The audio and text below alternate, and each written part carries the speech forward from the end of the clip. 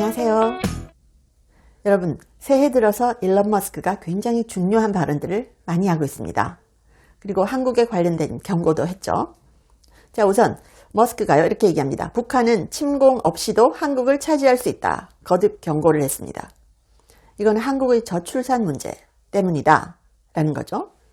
한국의 저출산 위기에 대해서 국가 안보를 위협하는 수준이다 라면서 전례 없는 수위의 경고를 내놨죠.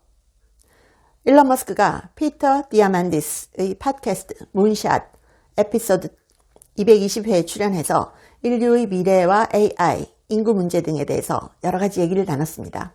거기에는 진짜 인류 문명이 앞으로 어떻게 될 것인가에 대한 중요한 얘기들도 많이 했습니다. 이 영상을 끝까지 봐주시기 바랍니다. 자, 이런 여러 가지 얘기를 나누면서 머스크는 초저출산 현상이 일어나고 있는 한국의 인구 구조에 대해서 얘기하면서 정말 미친 것 아닌가, 충격적이고 무서운 수준이다 이렇게 얘기를 했어요. 미친 것 아닌가, 정말 충격적이고 무서운 수준이다. 머스크가 얘기합니다. 한국의 합계 출산율이 0.7명 미만으로 떨어진 상황에 대해서 이런 추세라면 한국 인구는 매 세대마다 70%씩 증발할 것이다. 결국 세 세대가 지나면 한국 인구는 현재의 약 3% 수준, 즉 25분의 1토막이 될 것이다 라고 말했습니다. 이것은 경제 위축뿐만이 아니라 국가 안보를 위협하는 상황이 될 것이라는 경고입니다. 이렇게 경고합니다. 머스크는 자, 이것은 단순한 수치상의 변화가 아니라 국가 소멸을 의미한다. 면서 그때가 오면 북한이 굳이 침략할 필요도 없다. 그냥 걸어서 국경을 넘으면 된다. 그때 한국은 보행기를 탄 노인들만 가득할 것이다. 이렇게 얘기합니다. 머스크는 이번뿐만이 아니고 이미 과거에 여러 차례 한국의 저출산 문제를 언급하면서 우려를 했었죠. 작년 3월에 미국 팍스뉴스와 인터뷰를 하면서 인류의 미래에 대해서 가장 걱정하는 것이 무엇이냐라는 질문에 낮은 출산율이라고 했습니다. 그러면서 한국에 대해서도 이 낮은 출산율이 변화하지 않는다면 나라가 사라질 수 있다. 한국에 대해서 이렇게 이미 얘기를 했었고요. 또 작년 1월이죠. 작년 1월에도 X에다가 이렇게 올렸죠. 한국의 40에서 60대 인구가 30세 이하 인구보다 많은 항아리형 형태의 그래프를 게재했습니다. 그러면서 한국은 1살짜리 아기보다 84세 노인이 더 많다. 이렇게 설명했습니다. 또 일론 머스크는 2024년 사우디아라비아에서 열린 미래투자 이니셔티브 FII 컨퍼런스에 가서 이렇게 얘기했습니다. 한국의 저출산 문제를 예로 들면서요. 장기적으로 인류의 가장 큰 위협은 인구 붕괴다. 라면서 현재 출산율을 기준으로 하면 한국 인구는 지금의 약 3분의 1보다 훨씬 적어질 것이다. 이런 전망을 이미 했었습니다. 와, 북한이 침공할 필요도 없다. 걸어서 넘어오면 된다. 너무 충격적이죠? 자, 이런데 조금 다른 얘기긴 하지만 최전방에서도 3단봉으로 북한 막으면 된다는 게 지금 정부입니다. 대한민국 군인들이 3단봉 휘두르게 생겼죠. 그 뉴스 들으셨죠? 군인들 넘어와도 총 쏘지 말라고 했었죠. 자, 한국은 망했다. 이런 외신들 많이 나왔습니다. 압도적 꼴찌, 한국 출산율에 충격받은 미국 석학의 반응, 완전히 망했다. 한국은 완전히 망했다. 이런 보도 있었고요. 뉴욕타임즈에서는 자, 한국의 저출산이 흑사병 창궐, 중세 유럽 인구 감소를 능가한다. 헐, 너무 놀랍죠. 자, 출산율 남한은 0.7, 북한은 1.8, 안보까지 흔들린다. 이런 기사 있었고요. 청년 10명 중 8명이 결혼 안 했다. 30년 뒤는 인구 반토막. 이런 기사 있었고요. 중등학교 정원 미달 2년 안에 50% 증가. 출산율 감소 영향 본격화된다. 라고 했고요. 또 2040년 국군 36만 시대. 군 병력 30%가 사라진다. 저출산 0.8의 경고. 이런 기사도 있었습니다. 자, 지금 한국은 무시무시한 집값 때문에 2025년 서울시 인구 100만 명 이상이 탈출했습니다. 집값 감당이 안 돼서요. 서울 인구 중에 100만 명이 탈출했습니다. 지난해 107만 명이 서울을 떠났다. 1월 1일자 기사 올해 나왔습니다. 그리고 이런 기사도 있어요. 뉴욕 물가 미쳤다. 서울은 더 미쳤다. 장바구니 체감 물가 3배 올랐다. 자, 서울 인구 감소가 지자체 1위라고 합니다. 지역 소멸보다 무서운 집값. 집값 때문에 서울을 떠날 수밖에 없는 거죠. 자, 국가 데이터, 국가 통계 포털에 따르면 지난해 10월 합계 출산율은 0.81명으로 0.81명이라고 합니다. 그런데 여러분, 재밌는 게 빌 게이츠는 인구 감소를 외치고요. 머스크는 인구 증가를 해야 된다 외치고 있습니다. 완전 상반되죠? 자, 좀 다른 뉴스이긴 하지만 일론 머스크가 트럼프 부부와 만찬을 했습니다. 완전히 화해한 것 같습니다. 마라라고 해서 만났습니다. 머스크가 트럼프 대통령 부부와의 만찬 사진을 공개했습니다. 그러면서 관계가 완전히 회복됐음을 시사했고요. X에 올렸죠. 트럼프 대통령 포터스와 멜라니아 여사 플로터스와 훌륭한 저녁 식사를 했다. 2026년은 대단할 것이라고 쓰면서 저녁 식사를 같이 한 사진을 공개를 했습니다. 원형 테이블에 트럼프 대통령 부부와 머스크가 같이 앉아있는 사진입니다. 팍스뉴스 등에 따르면 이 사진은 마라라고 리조트에서 촬영된 것으로 전해졌습니다. 그래서 트럼프 대통령과 머스크가 단란하게 저녁 식사를 하는 모습은 두 사람이 수개월간의 공개적인 불화 이후에 완전히 화해한 것이다. 이런 얘기를 낳고 있습니다. 자, 일론 머스크가 최근에 예언한 거 무서운 얘기들 많습니다. 의대 가지 말랍니다. 의대 가지 마라. 로봇이 3년 내에 외과 의사를 대체할 것이다. 는 겁니다. 의대 진학은 의미가 없다. 3년 안에 휴머노이드 로봇이 의사를 대체하게 될 것이다.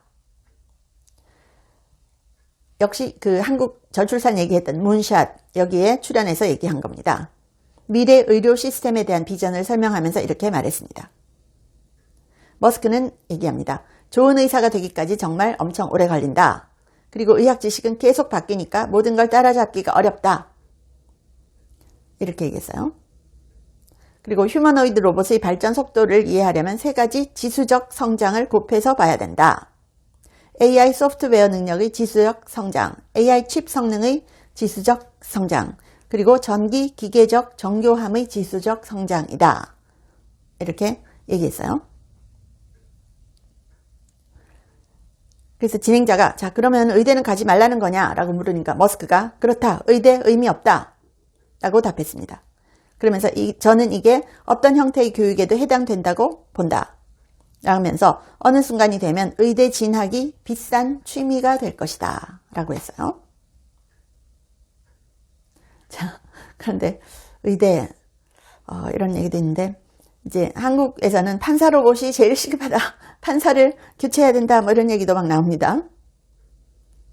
자, 현실을 보면요. 전문직 중에서 회계사, 세무사도 아닌 의사가 AI에 제일 먼저 대체된다고 하는데 그 이유는 의사들의 인건비 단가가 비싸기 때문에 타산성이 맞아서 그렇다라는 그런 분석도 있습니다. 머스크 인터뷰 보면요. 모든 직업이 AI로 대체될 수 있지만 자본주의 시장 논리로 의사가 제일 먼저 대체된다는 의견이라는 거예요. 병원 입장에서는 의사 연봉으로 인한 비용이 너무 크다.